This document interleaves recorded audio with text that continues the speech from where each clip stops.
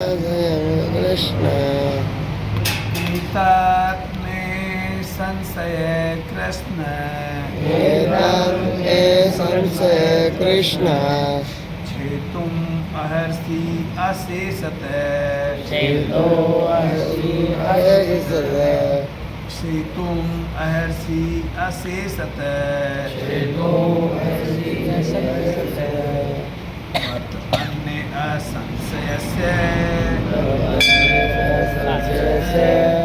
त्वत् अन्य असंशयस्य चेता नहि उपपदति। चेता नहीं उपपद्यते। अनुवाद व तात्पर्य ऐसी भक्तिवेदांत स्वामी श्री श्री प्रभुपाद द्वारा जगत गुरु श्री प्रभुपाद की जय। हे कृष्ण, यही मेरा संदेह है।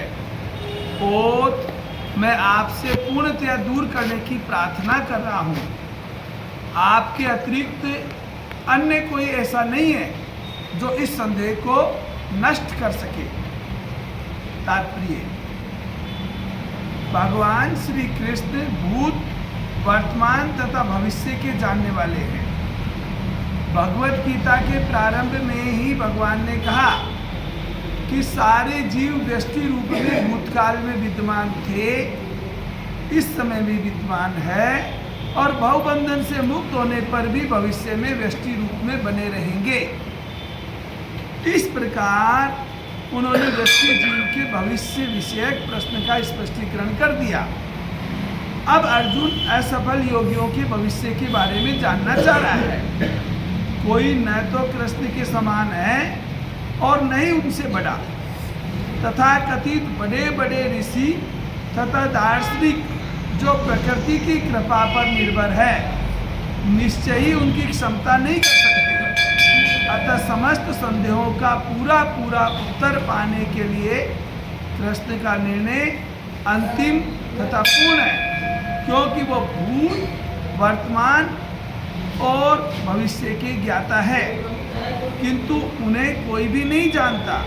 कृष्ण तथा कृष्ण भावनात्मक व्यक्ति ही जान सकते हैं कि कौन क्या है। हरे कृष्णा हरे कृष्णा।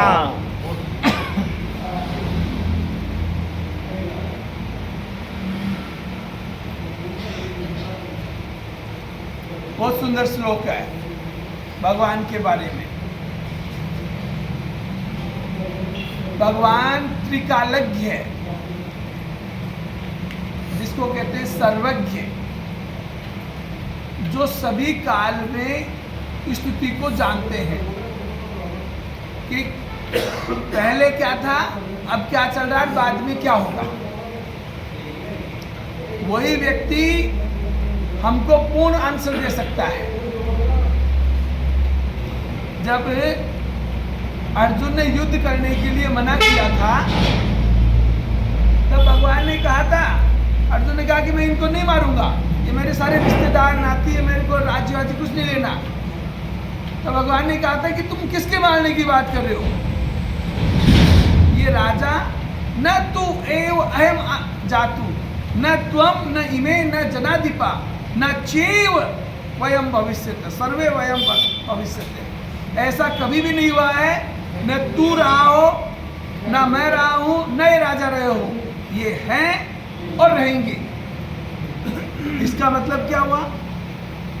व्यष्टि जीव आत्मा का, यानी कि जो आप इस शरीर के भीतर जो रह रहे हो ना, इसका कभी भी विनाश नहीं होता है। आपका कभी भी, आप इसको समझो कि आपका कभी भी विनाश नहीं होता है। आपने एक खोड़ा ओढ़ रखा है, मनुष्य शरीर रूपी। वस्त्र पुराने हो जाते हैं, खोड़ा परिवर्तित हो जाता है। पहले भी थे, आज भी है और आगे भी रहेंगे। ये तय है, ये भगवान कह रहे हैं। फिर अब जो प्रश्न आ रहा है अर्जुन का, अर्जुन को वो पहली वाली बात समझ में आ गई। तो प्रभु मुझे ये बताओ कि हम योगाभ्यास में लग गए, भक्ति के कार्यों में लग गए, कृष्ण भावना भावित बन गए और मान लो इस जीवन में हम सफल नहीं हुए, तो ऐसे व्यक्तियों का भविष्य क्या है?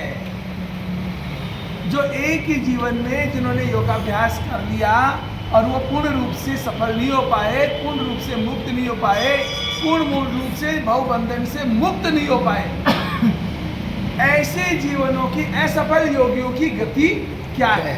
हमने तो सब कुछ आपका संदेश मानकर भगवान की भक्ति में लगा दिए और लगाने के पश्चात हमारा उद्धार नहीं हुआ और किसी कारण से अटक गए, माया के प्रलोभन से हम आ गए, ऐसी स्थिति में हमारा क्या होगा या असफल योगी की गति क्या होगी? और इस संशय को अर्जुन ने स्पष्ट कहा कि आपके अतिरिक्त कोई दूर नहीं कर सकता। क्यों नहीं दूर कर सकते?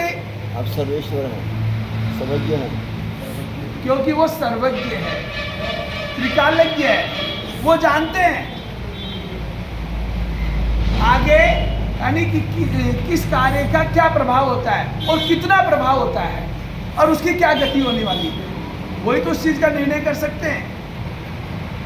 इसलिए बार बार आपको कहा जाता है कि मनुष्य जीवन बहुत महत्वपूर्ण है, इसको मनोधर्म के आगे अपने आप को नतमस्तक मत करो।